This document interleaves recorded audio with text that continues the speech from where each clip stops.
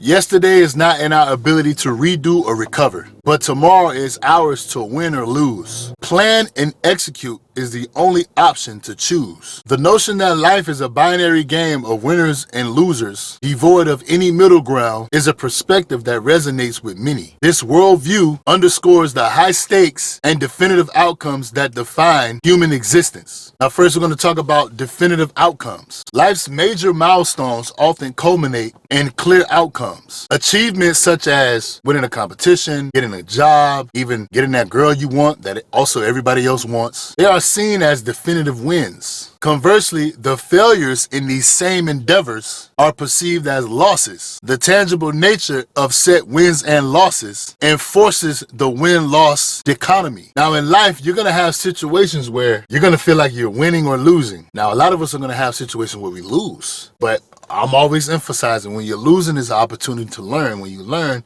you put yourself in a position to then what? To then win. So look at it as a win-win situation. I say this about rejection with women. A woman can play you if she's not interested in you, but instead of rejecting you as she should, she says yes and lets you feed into her bullshit. And then she takes full advantage of you because she knows that you're moving with your future. You're thinking white picket fence, 2-3 kids, 2-3 cars, successful business, loyal wife, happy meals every night, great sex, yada, yada, yada. And in about 5 years, she take you through your worst nightmare. Financially, mentally, physically, you're just fucked. You have to understand, through rejection and through losses is the greatest opportunity to you to learn and reinforce, even though you're reinforcing those outcomes as the dichotomy of win-lose in our human society and human existence. Your preference to win oftentimes is going to involve you losing. That's probably not a preference, but failure equals success. Fail miserably. We talked about this a lot. You either win or you lose. There's no in between. Why else should you have definitive outcomes towards winning? Because it makes you confident. Confidence releases dopamine. The healthy dopamine keeps you in a state of heightened emotion, but in a good emotion, the feel-good emotion. You're feeling great about yourself. You're feeling great about life. That's also less cortisol being released in your body. You're not stressed. That's healthy. Healthy mentally and healthy physically. But you have to pursue winning. You have to pursue success. You have to pursue losing and embracing it as a way to win in life. Next, we have societal constructs. Now, this can go so many different ways. I'm not trying to make it twofold. We're going to stick to just winning and losing. Society tends to categorize individuals based on their successes and their losses. We already know that. Society norm. Society constructs. Recognition, reward, status is often allocated to such successes and failures. But most importantly, overwhelmingly, it's towards success. Failures are perceived as stagnation. You don't get that necessarily rewards, but you can get status. You can build a reputation of being what? A failure. Let's look at it from football. Right now we're in the NFL playoffs. A lot of people perceive certain players as can't get it done. Every time they're in this particular situation, they can't get over the hump. They can't finish a winning season. They can't get to the Super Bowl, right? Stagnation. But the person that's always winning, Patrick Mahomes, his status, his reputation is one of the GOATs because he's receiving the rewards and recognition that's allocated towards success, his succession, rapid succession, consistent succession. But I would argue his mentality is, I'm going to win. Even if I lose, I'm going to learn how to win. His mentality is not, I lose and I'm a failure. His mentality would be, I have an opportunity to win even when I lose because I can gain something that will help me win in the future. Societal constructs will say you're a failure once, you're a failure all the time. Absolutely not. People are heavily flawed. You know who come up with societal constructs? People. So you got to take that with a grain of salt. Some people are being extremely honest when they try to tell you you're not good at something, but you yourself can perceive that as an opportunity to get better. You may not be the best, but you can be good. You can get better. And if you have the talent, if you're fortunate enough and you're blessed, then of course you should work hard to make your talent surface. Hard works beat talent when talent don't work hard every day. Twice on Sunday. You can't argue that. I mean, you can argue whatever you want, but you can't change that because the proof is in the pudding. The societal framework will perpetuate this. So understand, take it with a grain of salt. Just because somebody tells you you're a failure, that doesn't mean you're a failure. But we are here to win. We are here to dominate.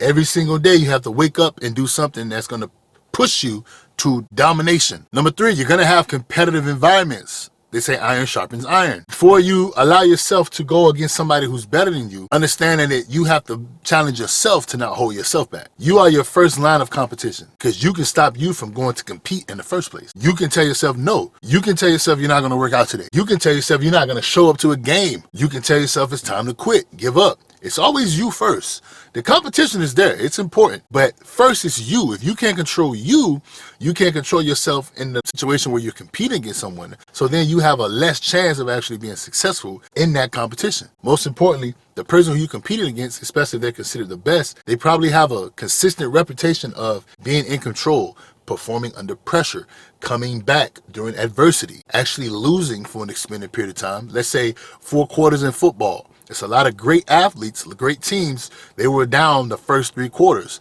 maybe even half the 4th quarter, but they never let the game get out of reach, and they end up winning the game in the 4th quarter. Competitive environments, iron sharpens iron. You want to dominate, you want to win. You have to win or you're going to lose. There's no in between. But when you lose, you can always put yourself in a position to win. When you're down, you can always find a way to get up. But you have to pick yourself up. Nobody's going to do it for you. You're going to have a scale from winner and losing. It's going to perpetuate the binary of life having winners and losses, and people actually responding based on winners and losers. But you know what people also respond to? Somebody who was down in a particular situation, it looked like it was over, and they come back and they win. I remember I heard Joe Rogan on his podcast. He said, the greatest stories are the men who lose it all or have nothing at all, but most importantly, they have everything. They lose it all, and instead of staying at rock bottom, they go build themselves back up and they go attain what they lost and some. Because it's not about losing, it's about never quitting. And when you lose, you learn. And when you learn, you attain, you acquire, you build, you become great. The greatest professional careers, professional athletes, hell, even the professional careers that don't involve sports. These people have had losses. I would argue a surgeon has had people die on the operating table. What keeps them going? They get past their emotion, and they are emotional, but they find out what they did wrong. They find out what they can fix to better their process going through their operation, because they're there to operate and actually save people. They don't want people dying on their operating table. But like a professional athlete, when you lose, you go back to the drawing board. When you lose in real life, you go back to the drawing board. When a girl rejects you, you go back to the drawing board. You don't hold resentment towards her. You don't hold resentment towards the team that beat you. You may want to get revenge, but it's not revenge where you're going to harm them or harm yourself. It's not revenge where you're going to step out of character. It's completely based on skill. When it's time to perform and compete, you're winning. You're dominating. You either win or you lose. There's no in between. Fuck that mentality. A lot of people are going to tell you it's not important. What do they know? It is important. It's important to you. It always matters what you think, not anybody else. What matters to you, that shit's important. Now, number 4, you have personal identity. Now, success does shape a person's personal identity, whether it's their perception or the way people perceive them. Society constructs, competitive environment. It's going to happen. But I can tell you this, going back to losing and winning, and losing to learn how to win. At the end of the day, you will build confidence from winning. But I would argue losing and then coming back to win and then win even more and then become the best at it. That will boost your personal identity, your confidence like no other. Somebody who thought less than you coming back to give you that respect, that shows a sense of accomplishment on a scale that a lot of people don't understand or haven't experienced in life. I've experienced this playing sports. You're on a team that's perceived to be good, you lose, and then you come back the next year, you whoop everybody's ass and then some, and then you do it respectfully. You don't talk shit, you don't brag, you're just humble, but you know that scoreboard is doing more shit talking than I can and ever will, because you gotta live with that scoreboard for the rest of your life. My words, you can get over my words, you can even forget, amnesia.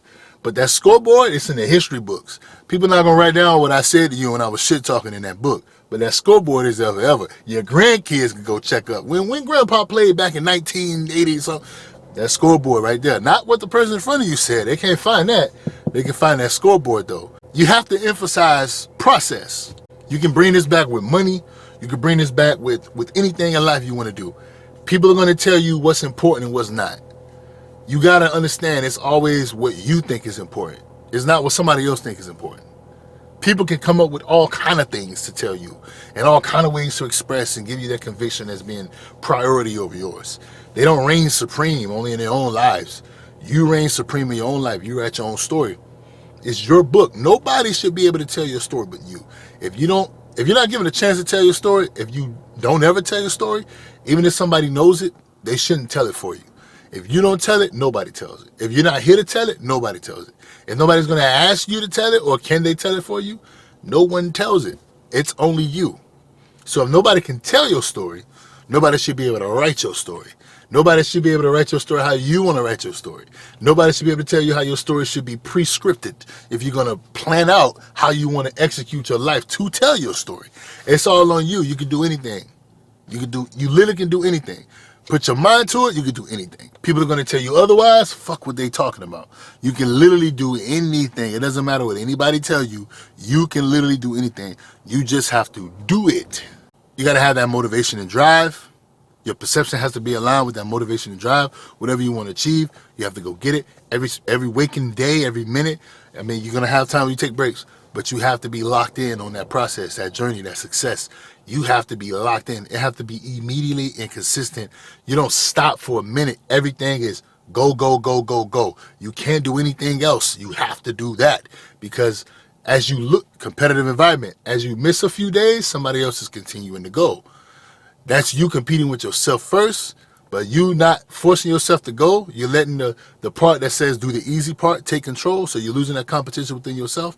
You innately lose the competition when you got to go out there and iron sharpens iron, when you got to go and compete against your opponent, because that opponent, that person, they possibly didn't take a day off. They slept and recovered. They didn't take days off. They didn't take too many days off and recovered. You took weeks off. They took maybe a day or two off. They're blowing you out the water, and they should, because not only do they deserve it, they outworked you. You got to stay motivated. You got to have that drive, that clarity. You got to have clarity. Where you going, where you at, where you going, where you coming from. Got to have the clarity. Everything is high stakes. The bigger the risk, the bigger the reward. The higher the stakes, the more you're going to have to do to attain it. It's just life. Go for it all. Take risks. Blow yourself out to the point where you can't continue to take risks, but take risks, because the bigger the risk, the bigger the reward. Purpose and direction is all you need. The dichotomy of success and failure provides a clear sense of purpose and direction. It delineates a path of continuous striving and improvement, guiding individuals through the vicissitudes of life, the ups and downs. The ups and downs, you're going to go through the ups and downs of life with purpose and direction. But understand this, if you want to win, all going to be worth it. You just have to do what? Stay consistent and have the perspective, the perception, the mindset. Even if you lose, it's an opportunity for you to win.